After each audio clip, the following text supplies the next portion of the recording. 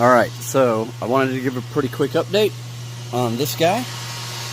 It has been running for 5 or 6 hours, holding water.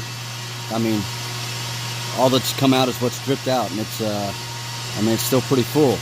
I went 2/3 of the way up the drain back there, which is what the manual says to do, and it doesn't really look like it's lost any, so it's doing pretty good. I've bypassed the filter assembly, as you can see, that I was messing with yesterday. I just got tired of it. I know that needs to be ordered. I did a lot of stuff to try to figure this out, but basically, ozone generator's bad. Took it apart to find out why. Took it apart. A lot of stuff in there got real corroded. The positives corroded off.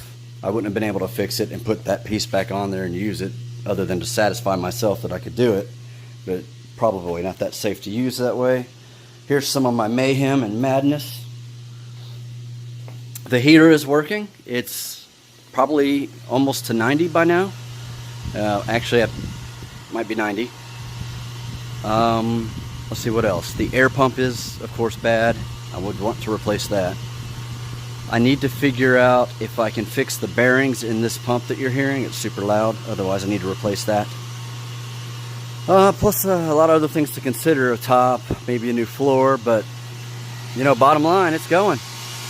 And in the last video, I was having trouble getting the programming button to work, but I figured that one out too. You press and hold instead of just press.